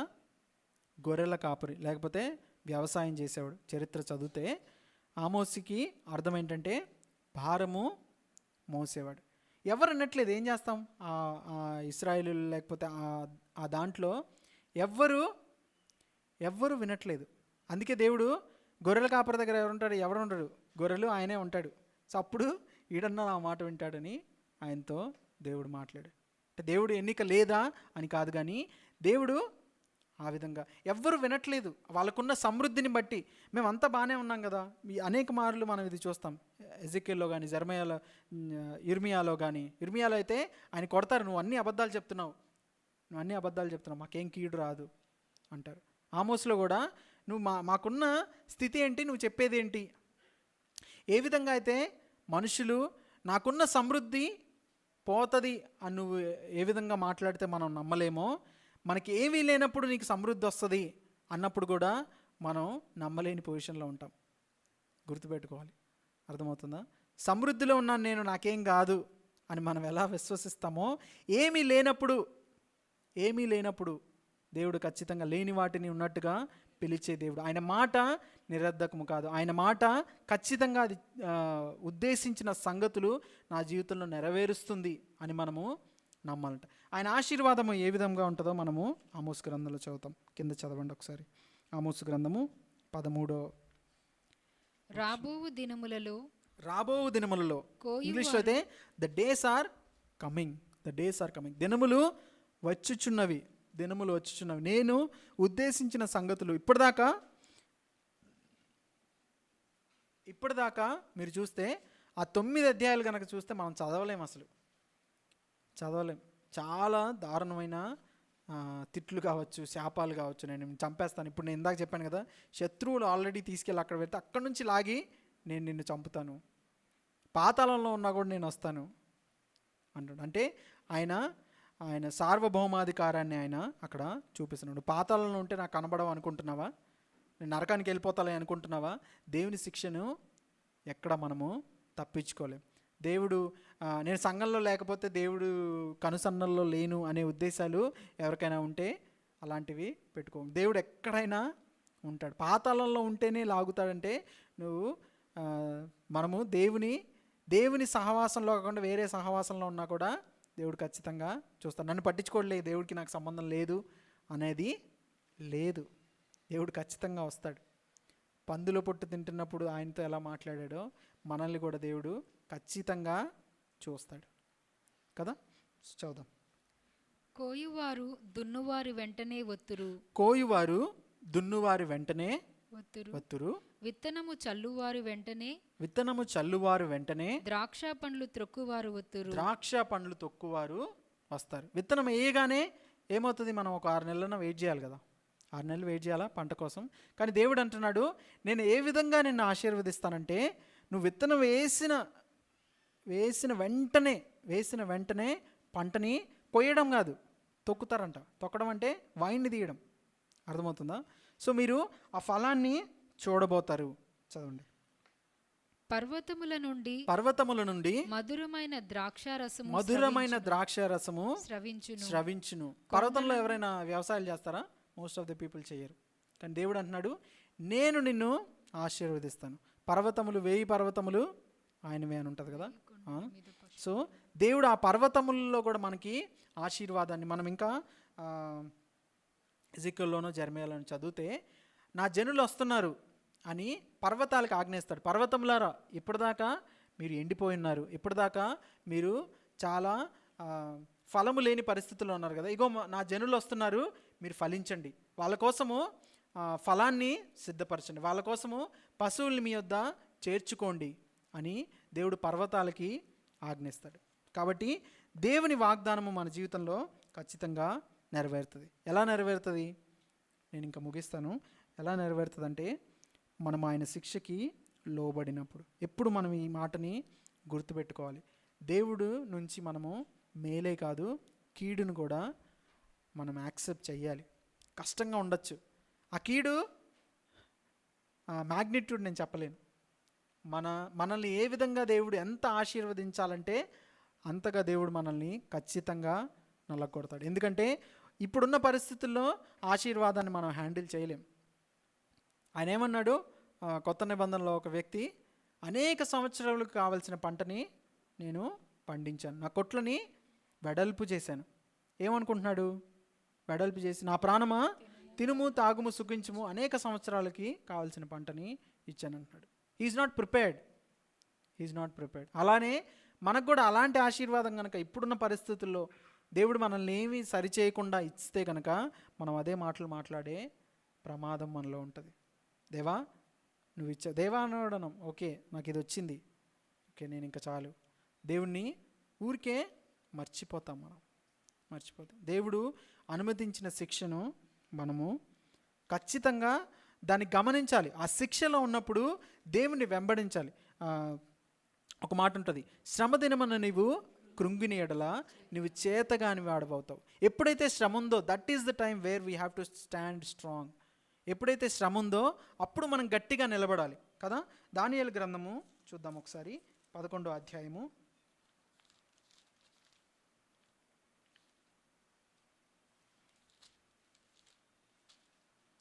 31 చదవండి. అతని పక్షమున శూరులు లేచి పరిశుద్ధ స్థలపు కోటను అపవిత్రపరిచి అనుదిన బలి నిలిపివేసి నాశనమును కలుగుచేయు హేయమైన వస్తువును నిలవబెట్టుదురు. అందుకతడు, ఇదంతా ఆఖరి దినముల గురించి మాట్లాడుతున్నారు. ఆఖరి దినం, ఇప్పుడు అంతా మనము last of the last days అంటాం కదా, లాస్ట్ డేస్లో ఉన్నాం. చాలా విచిత్రమైన బోధలు, విచిత్రమైన ఆలోచనలు, విచిత్రమైన పనులు, యుద్ధాలు, భూకంపాలు కలుగుతున్నాయి, క్లైమేట్ చేంజెస్ చాలా జరుగుతున్నాయి కదా. సో లాస్ట్ డేస్ గురించి మాట్లాడుతున్నారు. ఇవన్నీ జరుగుతాయంట. జరిగినప్పుడు అందుకతడు ఇచ్చకపు మాటలు చెప్పి నిబంధన అతిక్రమించు వారిని వశపరుచుకొనును. నిబంధనను అతిక్రమింపజేస్తాడంట. ఇచ్చకపు మాటలు అంటే మృదువైన మాటలు చెప్పి దేవునితో కలిగిన నిబంధనను మీరేలాగా చేస్తాడంట. కానీ ఏమవుతుందంట అప్పుడు? అయితే తమ దేవుని నెరుగువారు బలము కలిగి గొప్ప కార్యములు చేస్తారు. హల్లెలూయా. మనము దేవుని స్వభావమును గనక ఎరిగితే, ఇప్పుడు చాలా వరకు దేవుణ్ణి తెలుసుకోకపోవడం, లేకపోతే దేవుడు ఎటువంటి వాడో తెలుసుకోకపోవడం వల్లనే చాలాసార్లు చాలా క్రిస్టియన్ కమ్యూనిటీస్ తప్పిపోతాయి. ఏంటి, దేవుడు ఎప్పుడు నన్ను ఆశీర్వదిస్తాడు, మనం బయటికి కూడా అదే పిక్చర్ ఇస్తాం కదా. నువ్వు దేవుడి దగ్గరకు వస్తే నీ రోగాలు పోతాయి, నీ అవన్నీ పోతాయి, అప్పులు పోతాయా పోతాయి. కానీ దేవుడు తీసేయనంత మాత్రాన ఆయన దేవుడు కాకుండా పోతాడా? దేవుడు వెంటనే నీకు కనుక తీసేస్తే ఆ అప్పులు తీరగా నువ్వు కూడా దేవుని వదిలేసి వెళ్ళిపోతుంది. ఎందుకో కదా నేను వచ్చాను. చాలామంది అలానే చెప్తారు. దేవుని దగ్గరకు వస్తారు, ఏదో ఒక అద్భుతం జరుగుతుంది, ఓకే ఎంతవరకు నేను మొక్కుకున్నా ఇప్పటిదాకా ఉన్నా నేను చాలు ఇంకా వెళ్ళిపోతానంటారు. సో మనం కూడా తమ దేవుని ఎరుగువారు ఏం చేస్తారంట? బలము కలిగి గొప్ప కార్యాలు చేస్తారంట. సో ఇక్కడ ఇంగ్లీష్లో ఏముందంటే, but the people who know their God will firmly resist him. ఎప్పుడైతే మనం దేవుని స్వభావాన్ని కనుక తెలుసుకుంటామో, ఇదిగో దేవా నువ్వు నన్ను పిలిచావు, అది నాకు తెలుసు, నువ్వు నన్ను ఏర్పరచుకున్నావు, అది నాకు తెలుసు, నువ్వు నన్ను రక్షించావు, నీ రక్తము చేత ఫ్రీగా కృపచేత నన్ను రక్షించావు. కానీ ఇది మాత్రం నువ్వు ఎందుకు చేయట్లేదు? ఎప్పుడైనా నేను ఎప్పుడు ఈ ఆలోచన నా మైండ్లో ఉంటుంది, ఎప్పుడైనా దేవుడు మనకి ఇది మంచిది అనే దాన్ని రిజెక్ట్ చేస్తాడా? మనకి చేస్తాడా? చెయ్యడు కదా. గాడ్ విల్ నాట్, ఏది మంచిదంటే తీసి పక్కన పడే అంటాడా? Maybe we are seeing it wrong. మనము మంచిది కాని దాన్ని మంచిగా చూసినప్పుడు ఏమన్నా దేవుడు అలా మాట్లాడతాడేమో. కానీ మనకి మంచి జరుగుతుందంటే దేవుడు ఎప్పుడు మనల్ని దాని నుండి వేరు చేయడు, లేకపోతే మన యుద్ధ నుండి తీసివేడు. దేవుడు మరీ అంత కఠినాత్ముడు కాదు. సో ఆ ఒక తలాంతు తీసుకున్న వ్యక్తి దేవుడి గురించిన ఆలోచన లేకపోతే దేవుని స్వభావాన్ని అర్థం చేసుకోలేదు కాబట్టి, అమ్మో ఇప్పుడు దేవుడు నాకు ఈ శ్రమ ఇచ్చాడు, నేను నించోలేను, లేకపోతే నా పాపం వల్ల వచ్చిందేమో, లేకపోతే ఇంకేదో అని మనం గనక శ్రమలో నిలబడలేకపోతే, కష్టంలో నిలబడలేకపోతే, లేదా పక్కనోడికి అన్ని తలాంతులు ఉన్నాయి కాబట్టి ఆడు సంపాదించాడు, నాకు ఒకటే ఉంది, నేనేం సంపాదించలేను అనే ఆలోచన గనక మనలో ఉంటే, బేసికలీ దేవుణ్ణి అర్థం చేసుకోకపోతే, దేవుని స్వభావాన్ని మనం అర్థం చేసుకోకపోతే మనము చాలా ఇబ్బందుల్లో పడతాం. మనము అనేక మార్లు ఆయన్ని తృణీకరించే డేంజర్స్ మనకి వస్తాయి. ఆమోసు గ్రంథం అదే అధ్యాయంలో ఉంటుంది. ఒక కరువు వస్తుందంట. ఏం కరువు అది? దేవుని మాటలు దొరకకపోవట చేత కలిగే కరువు అంట. ఇప్పుడు మనల్ని దేవుడు శిక్షిస్తున్నాడు, సరిచేస్తున్నాడు. సరిచేసే వాళ్ళే లేరనుకోండి, ఒక ఇంట్లో పిల్లల్ని సరిచేయలేదనుకోండి తల్లిదండ్రులు, ఎలా తయారవుతారు వాళ్ళు? చాలా వాళ్ళకి ఇష్టం వచ్చిన ప్రిన్సిపల్స్ని వాళ్ళు ఫాలో అవుతారు. వాళ్ళు ఈ లోకాన్ని బట్టి, వాళ్ళు చూసేదాన్ని బట్టి, మనం గనక టీచ్ చేయకపోతే లోకంలో టీచ్ చేసే వాళ్ళు చాలామంది ఉన్నారు. ఇప్పుడంతా యూట్యూబ్ కోర్సెస్, ఇన్స్టాగ్రామ్ ఇన్ఫ్లుయెన్సర్స్ చాలామంది వచ్చారు కదా. సో దేవుడు గనక మనల్ని ఆయన ట్రైన్ చేయకపోతే, ఇదిగో నువ్వు నడవలసిన మార్గాన్ని నేను నీకు తెలియజేస్తానని ఆయన మాట్లాడకపోతే, ఆయన మాట వలన కలిగే కరువు గనక మనకు వస్తే మన పరిస్థితి ఎంత దారుణంగా ఉంటుందో మనము ఊహించుకుందాం. అందుకే యెషయా గ్రంథంలో ఆయన అంటాడు, దేవుడు మనకు దొరుకు కాలమున ఆయన్ని మనము వెంబడిద్దాం. ఏమవుతుంది? కష్టం ఉంది, ఏమవుతుంది? దేవా నువ్వు ఇచ్చావా ఇది? సరే ఏంటి దీని పరిస్థితి ఏంటి? ఎందుకు నాకు అలౌ చేసావు? ఎందుకు లేట్ చేస్తున్నావు? ఎందుకు నేను ఇంకా పరిపక్వత చెందాలా? ఎప్పుడైనా మనం ఆ క్వశ్చన్ అడుగుతామా? అడగము. చాలాసార్లు అడగము కదా, రేర్గా ఎప్పుడో అడుగుతాం. వాగ్దానం జరగలేదు. ఇంకా పక్కనోడు వచ్చి, ఏంటి నువ్వు ఇంకా ఇట్లే ఉన్నావా? అదేంటి? నీ దేవుడు నిన్ను విడిచిపెట్టాడా? దావీదుని అంటారు కదా శత్రువులు, నీ దేవుడు నిన్ను విడిచిపెట్టాడా? వీరి దేవుడు వీడి దగ్గర లేడురా, మనం చంపేద్దాం వీడిని అనే మాటలు చాలా వినబడతాయి. మనము గుర్తుపెట్టుకోవాల్సిన విషయం ఏంటంటే, నా దేవుడు నన్ను ఎప్పుడు విడిచిపెట్టడు. నా దేవుడు నన్ను ఎప్పుడు కొంతకాలం నేను శిక్షణ అనుభవించచ్చేమో, కొంతకాలం నేను ఆశీర్వాదం లేనివాడిగా కనబడచ్చేమో ఈ లోకానికి, నాకు కూడా నేను కనబడచ్చేమో, కానీ నా విలువ దేవుని వాగ్దానంలో ఉంది. ఎప్పుడు నేను నాకు ఈ ఇమేజ్ ఉంటుంది నా మైండ్లో. ఎప్పుడైనా దేవుని వాగ్దానాన్ని నేను గుర్తు చేసుకుంటే, దేవుని వాగ్దానము ఆ పుల్పిట్ దగ్గర ఉందనుకుందాం ఇక్కడ నుంచి. సో దేవుడు ఏమన్నాడు? సరే వాగ్దానం అంటే మనం ఏదన్నా రీప్లేస్ చేద్దాం. ఏదైనా చాక్లెట్ ఉందనుకుందాం. ఓకే, ఆ చాక్లెట్ నేను నీకు ఇస్తాను అన్నాడు దేవుడు. మనం ఏం చేయాలి? ఇక్కడ నుంచి నడవాలి. దేవుడు మన పక్కనే నడుస్తాడు. మధ్యలో వేరే వాళ్ళు వస్తారు, లేకపోతే వేరే ఇంకా బెటర్ చాక్లెట్, పెద్ద చాక్లెట్ ఇస్తారు, దాంట్లో ఏముండదు. సో ఎన్నో టెంప్టేషన్స్ మధ్యలో వస్తాయి, కానీ అవన్నీ దాటుకుంటా మనం వెళ్ళాలి. మన వాగ్దానాన్ని స్వతంత్రించుకునే పద్ధతి ఏ విధంగా ఉంటుందంటే, దేవుని వాగ్దానాన్ని మనం, అబ్రహాము ఏ విధంగా అయితే పునాదులు గల పట్టణంను ఎట్లా చూశాడంట? దూరం నుండి చూసి ఏం చేశాడు? నడిచాడు. దాన్ని పొందుకోవడానికి విశ్వసించి నడిచాడు. దేవుని వాగ్దానం కూడా అలానే ఉంది. దేవుని వాగ్దానము స్వతంత్రించుకునే విధానం ఏంటంటే, దూరంగా దాన్ని చూస్తూ దాన్ని పొందుకోవడానికి నడుస్తూ ఉండడమే దేవుని వాగ్దానాన్ని స్వతంత్రించుకోవడం. ఇవాళ ఒక్కడుగు నువ్వు వేస్తే దానికి అది నువ్వు దేవుని వాగ్దానాన్ని పొందుకోగల ఒక్క అడుగు. లేదు నాకు కనబట్టలేదు, అక్కడెక్కడ ఉందని ఇటు తిరిగితే అది ఏమి జరగదు. ప్రోగ్రెస్ ఎలా ఉంటుందంటే, దేవుని వాగ్దానాన్ని చూస్తూ దానివైపు నడవడం, దానివైపు అడుగులు వేయడం, దానికి తగ్గట్టు మన జీవితాన్ని మలుచుకోవడం, దేవుని మాటల్ని అనుదినము మనము మన హృదయాల్లో రిసీవ్ చేసుకుంటూ దానివైపు నడవడం కదా.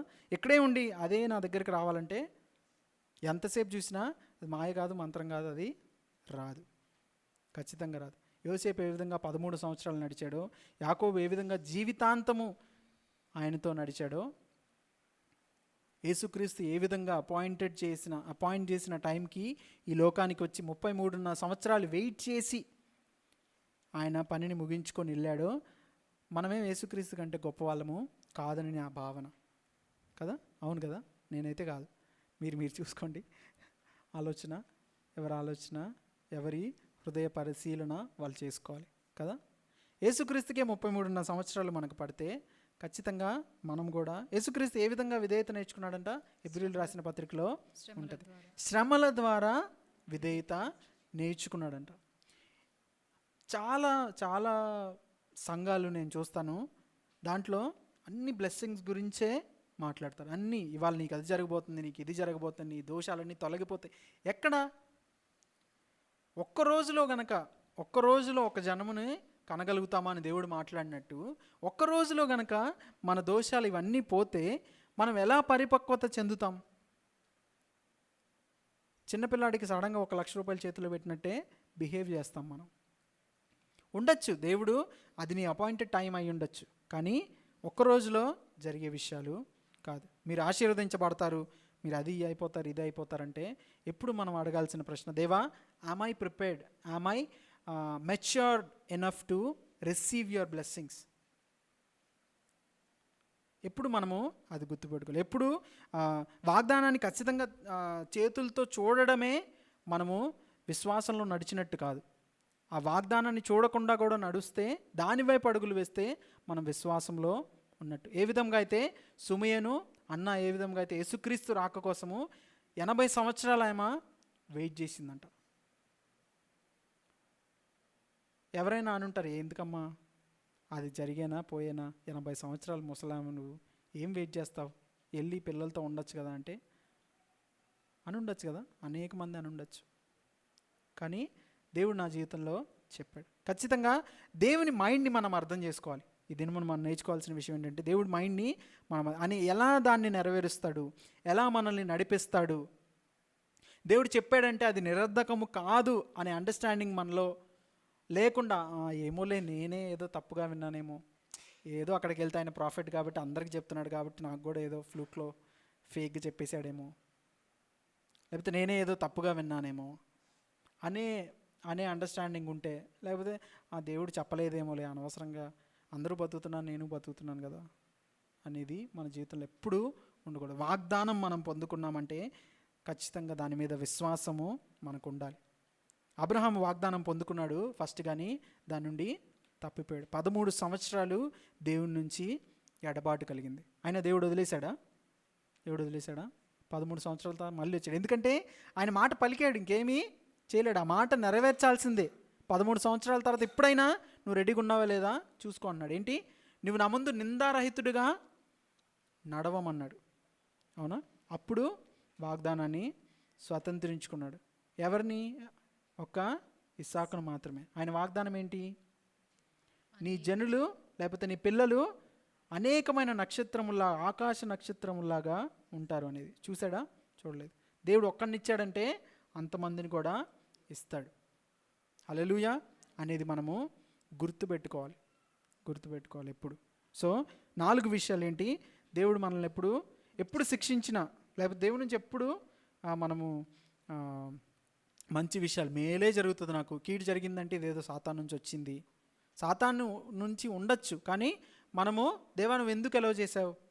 నిన్నే ఒక పాట పాడుతున్నాను. ఏంటి? నీ అనుమతి లేకుండా ఏదైనా జరుగుతుందా దేవా? ఏమైనా జరుగుతుందా? ఒక చీమ కూడా కదలదంట కదా, ఒక పిచ్చుక కూడా నేల రాలదంట. ఆయన కను సన్నల్లోనే అన్నీ జరుగుతాయి. దేవా ఎందుకు వచ్చింది? ఒకవేళ ఇది నన్ను మెచ్యూర్డ్ పర్సన్ లాగా మార్చడానికా? ఒకవేళ నా పాపం ద్వారా వచ్చిందా? నేను ఇంకా ఏం మార్చుకోవాలి అనే మాటలు మనం దేవుణ్ణి అడగాలి. దేవుని స్వభావం అది. దేవుడు మనల్ని ఆశీర్వదించే ముందు మనల్ని కరెక్ట్ చేస్తాడు. ఎందుకంటే ఆయన మన తండ్రి అయి ఉన్నాడు. కీర్తనల గ్రంథంలో ఈ మాట ఉంటుంది. ఏంటి? ఈ దినమున నేను నీకు తండ్రినైతే నీవు నాకు కుమారుడు అయితివి. దాని అర్థం ఏంటి తెలుసా? ఊరికే మాట కాదు, ఊరికే సాల్వేషన్ కాదు. నీ బాధ్యతలన్నీ, తండ్రి ఏ విధంగా కుమారుడికి ఒక బాధ్యతల్ని, ఆయన బాధ్యతలన్నిటినీ నెరవేరుస్తాడో అన్నీ దేవుడు నెరవేరుస్తాడు. నీకు స్కూల్ టైం అయితే స్కూల్కి కావాల్సిన విషయాలు దేవుడు, కాలేజ్ అయితే కాలేజీకి కావాల్సిన విషయాలు తండ్రులు ఇస్తారా లేదా? ఖచ్చితంగా ఇస్తారు. ఈ లోకపు తండ్రులు దేవుడే అంటాడు కదా, దుష్టులైన మీరు మీ పిల్లలకు మంచి ఈవులను ఎరిగి ఉన్నప్పుడు నేను ఇంకా ఎంత మంచిగా వేస్తాను కదా. ఖచ్చితంగా ఆయన స్వభావమే అది. గాడ్స్ క్యారెక్టర్ మనము అర్థం చేసుకోవాలి కదా. యోబు మాట్లాడిన మాటలు ఎప్పుడు మనము గుర్తుపెట్టుకోలేదు. దావీదు గుడారం పడిపోయింది, నా గుడారం పడిపోయిందిలాగా నాకు అనిపిస్తుందేమో దేవా, నేను ఏం సరి చేసుకోవాలి, ఏ విషయాల్లో నేను నీకు దూరంగా ఉన్నాను, నువ్వు కట్టలేని పరిస్థితుల్లో నేను ఉన్నానా, నువ్వు నన్ను కట్టాలని ఆశిస్తున్నా కూడా నేను ఇంకా పాపంలో మునిగి తేలుతున్నానా, ఏంటి నాలో ఆ లోపం ఏంటి, లేకపోతే ఏంటి నేను నీ దగ్గర సమర్పించుకోవాల్సింది, లేకపోతే సరెండర్ చేయాల్సిన విషయం ఏంటి మనము గుర్తుపెట్టుకోవాలి. ఇంకా దేవుని మాట ఫస్ట్ది ఏంటి, మనం దేవుడు ఎలా మనలతో డీల్ చేస్తాడో నేర్చుకోవాలి. దేవుని మాట అది మంచు వంటిది, వర్షము వంటిది. ఏ విధంగా వర్షము తిరిగి అలానే వెళ్ళదో, దేవుని మాట కూడా వచ్చిందంటే అది ఖచ్చితంగా మన జీవితంలో కార్యాన్ని చేసి మాత్రమే వెళ్తుంది. జరగట్లేదు, నా దగ్గర వాగ్దానం ఉంది, నాతోనే ఉంది, దాన్ని ఏం అవ్వట్లేదు అంటే కాదు. Maybe it is taking time. అది పరిపక్వత చెందే పొజిషన్లో ఉందేమో. దేవుడు మాట ఇచ్చి తప్పేవాడు కాదు. ఆయన అబద్ధం ఆడుటకు నరుడు కాదు. దేవుడికి అవసరం లేదు. ఎందుకు అబద్ధం చెప్పాల్సిన అవసరం ఏంటి, నిన్ను ఆశపెట్టాల్సిన అవసరం ఏంటి లేదు. దేవుడు చెప్పాడంటే చేస్తాడు ఖచ్చితంగా కదా. అది మనము గుర్తుపెట్టుకోవాలి. ఇంకా తమ దేవుణ్ణి ఎరిగిన వారు బలము కలిగి గొప్ప కార్యాలు చేస్తారు. So when we know hour God we will behave in a different way. శ్రమలు వచ్చినప్పుడు మనము చాలా డిఫరెంట్గా రియాక్ట్ అవుతాం కదా. వాగ్దానం వచ్చినప్పుడు కూడా, వాగ్దానం నెరవేరినప్పుడు కూడా మనము చాలా డిఫరెంట్గా రియాక్ట్ అవుతాం. దేవుని నుంచి పారిపోయి, దేవుని నుంచి వేరైపోయే వాళ్ళంలాగా ఉండము కదా. హల్లెలూయా. ప్రార్థన చేసుకుందాం. ఇంకొక విషయం, వాగ్దానం రిసీవ్ చేసుకున్న వాగ్దానం ఏంటి, అది ఒక విత్తనంలాగా మీరు వాడాలనుకుంటున్నారా, లేకపోతే మనం కేవలము తినే వాళ్ళలాగా ఉన్నామా జ్ఞాపకం చేసుకోవాలి. దేవుని ఇచ్చిన వాగ్దానం అనేక మందికి ఆశీర్వాదకరంగా నాలో నువ్వు చేస్తానంటే ఐఎమ్ రెడీ అనే మాట మనము పలకగలగాలి, గుర్తుపెట్టుకోవాలి. దేవుని వాక్యము విత్తువానికి విత్తనం ఇస్తుందంట, తినేవారికి ఆహారమే ఇస్తుందంట. ఆహారం తింటాం, అది బయటకు వస్తుంది అంతే, నీకు మాత్రం బలం వస్తుంది. విత్తనం అయితే అనేక మందికి, అనేక సంవత్సరాలు, అనేక జనరేషన్స్ అది ఆశీర్వాదకరంగా మారుతుంది. ప్రార్థన చేసుకుందాం.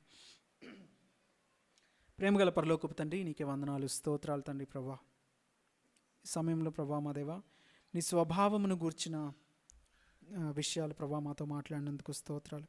మేము తండ్రి నీవు ఎటువంటి వాడవో తండ్రి, నీ హృదయం ఎలాంటిదో తండ్రి, నిన్ను ఎరిగే కృపను మాకు దయచేయండి. Be still and know that I'm God అని ప్రభా మా దేవా, ఊరుకనే ఉండు, నేనే దేవుణ్ణి అని తెలుసుకోండి అని నీవు సెలవిచ్చిన మాటలను బట్టి దేవా, మేము నీవు ఎటువంటి వాడవో అర్థం చేసుకునే కృపను మాకు దయచేయమని కోరుతున్నాం. మేము ఇప్పుడున్న పరిస్థితిలో ప్రభా మా దేవా పడిపోయిన స్థితిలో ఉన్నామేమో దేవా, వాగ్దానము మాకు కనబడని పరిస్థితిలో ఉందేమో, నీ పిలుపు మా జీవితంలో స్థిరపరచబడలేని పరిస్థితిలో ఉందేమో దేవా, మా కన్నులు మీరు తెరవండి.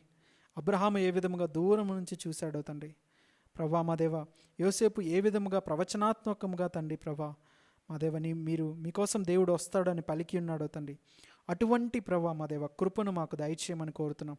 మా కన్నులు మీరు తెరవండి.